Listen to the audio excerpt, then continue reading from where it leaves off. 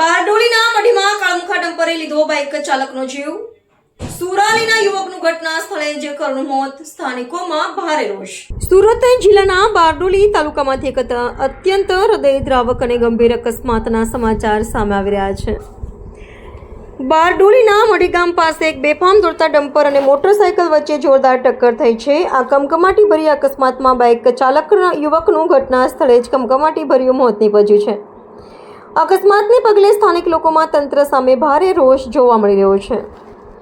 મળતી માહિતી અનુસાર આ કરુણ ઘટના મઢીના પ્રેસ ફળિયા પાસે સર્જાઈ હતી. મઢીના સુરાલી બાવડી ફળિયામાં રહેતા જીતુભાઈ રંગાભાઈ ચૌધરી પોતાની કાળા રંગની સ્પ્લેન્ડર બાઇક લઈને પોતાના ઘરેથી મઢી તરફ આવી રહ્યા હતા. તે દરમિયાન મઢી પ્રેસ ફળિયા નજીક તેમની પાસે ડમ્પર વચ્ચે ગંભીર અકસ્માત સર્જાયો હતો.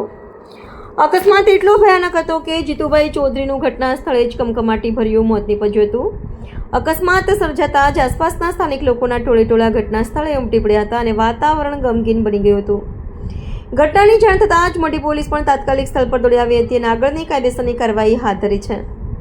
મૃતકનું નામ જીતુભાઈ રંગાભાઈ ચૌધરી, બાઇક વિગત Splendor black colour, number GZ9AN4132, dumper ચાલક શૈલેષભાઈ ગોપાલભાઈ ગાવિત, ડમ્પર માલિક મનીષભાઈ રમણભાઈ ચૌધરી. અકસ્માત બાદ સ્થાનિક રહીશોમાં માર્ગ અને મકાન વિભાગ તેમજ સ્થાનિક વહીવટીતંત્ર સામે ભારે નારાજગી જોવા મળી રહી છે. લોકોનું કહેવું છે કે આ માર્ગ પર એક પણ સ્પીડ બ્રેકર બનાવવામાં આવ્યા નથી.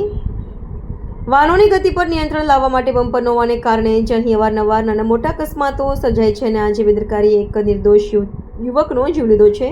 સ્થાનિકોએ વહેલી તકે આ રોડ પર બમ્પર બનાવવાની ઉગ્ર માંગ કરી છે.